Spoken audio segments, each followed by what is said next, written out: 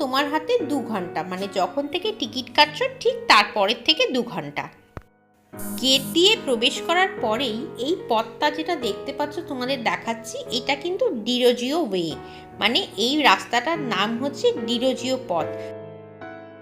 ডিরোজিও পথের দুধারেই কিন্তু কবর রয়েছে। এই কবরগুলোর ওপরে কিন্তু দেখো মনুমেন্টের মতো করে দিয়েছে, আর মাঝখানে কিন্তু ফলক রয়েছে যার মধ্যে কার কবর সেটা রয়েছে এবং কিভাবে সে মারা গেছে সেটাও আছে, আর আছে জন্ম এবং মৃত্যুর সালটাও। অনেকেই বলে যে কবরস্থান মানেই তো ভূতের একটা ব্যাপার, আর কেমন একটা গা ছমছমে লাগে। তবে জানো তো, আমরা যখনই এখানে প্রবেশ করেছি তারপর থেকে কিন্তু আমাদের একবারও কিছু মনেও হয়নি, আর মনে হচ্ছে যেন একটা খুব সুন্দর একটা শান্ত পরিবেশে আমরা চলে এসেছি।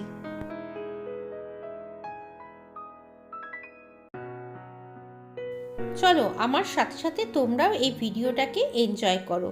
আর একটা কথা তোমাদের বলি, বাইরে এত গাড়ি ঘোড়া চলছে, এত আওয়াজ, কিন্তু জানো তো ভেতরটা কিন্তু নিস্তব্ধ, একটা আওয়াজও কিন্তু ভেতরে আসছে না। আর প্রত্যেকটা কবরের উপরে দেখো শুকনো পাতা, এই কবরটার ওপরে কিন্তু বেশ লেখা রয়েছে, এবং কি লেখা রয়েছে সেটা কিন্তু আমরা খুব ভালো করে পড়তে পারছি না, কালের সময়ে তো লেখাগুলো মুছে গেছে। পথ চলতে চলতে আমরা এই জায়গাটাতে এসে কিন্তু থমকে যাই। চারদিকের ভাঙাচোরা কবরের পাশে দেখো একটি কবর, যেটা কি সুন্দর করে রং করা এবং মেনটেন করা।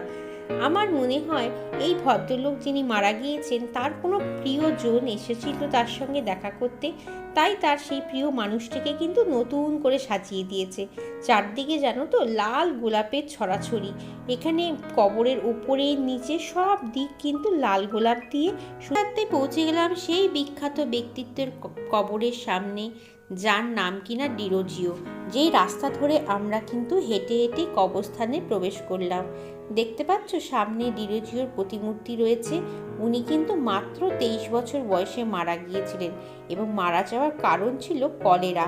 সেই সময় তো কলেরার কোনো ট্রিটমেন্ট ছিল না, তাই তাকে মাত্র 23 বছর বয়সে পৃথিবীর মায়া ত্যাগ করে চলে যেতে হয়েছিল। সামনে তোমাদের আরেকটা জিনিস দেখাই, ওই যে ফাঁকা জায়গাটা তোমরা দেখতে পাচ্ছ গোল মতো, ওখানে কিন্তু একটা কবর রয়েছে। সেই কবরটা কিন্তু মাটির থেকে ওপরে, মানে হয়তো কোনো সময় মাটির থেকে কবরটাকে তোলার কোনো প্রয়োজন মনে হয়েছিল, তাই কফিনটা কিন্তু কবরের ওপরেই রয়েছে। চলো একটু সামনে থেকে গিয়ে দেখি। কফিনের ভেতরেই বডিটা আছে।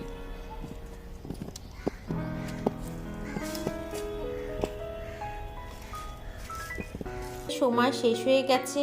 গার্ড কিন্তু আমাদের বলে দিয়েছে যে আপনাদের টাইম কিন্তু প্রায় শেষ, এবার কিন্তু বেরোনোর পালা। চারপাশে দেখো কত গাছ রয়েছে, এগুলো কিন্তু লাগানোর জন্যই নিয়ে এসেছি, এবং ফুলও হয়েছে।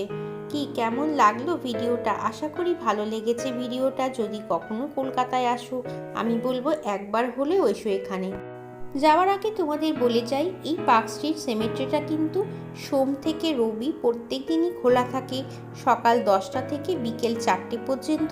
টিকিটের মূল্য কিন্তু 20 টাকা, আর হাতে সময় কিন্তু 2 ঘন্টা। আমার এই ছোট্ট ভিডিওটা যদি তোমাদের ভালো লাগে, তাহলে ইউটিউবে রিগালিস লাইফ কিচেনকে ফলো করো। আর যে সমস্ত বন্ধুরা ফেসবুক থেকে দেখছো, তারা ডোনা চক্রবর্তীর ফেসবুক অ্যাকাউন্টটাকে অবশ্যই ফলো করো। আর ইনস্টাগ্রামে যদি হয়ে থাকো, তাহলে রিগালিস ডোনা ইনস্টাগ্রাম অ্যাকাউন্টটাকে অবশ্যই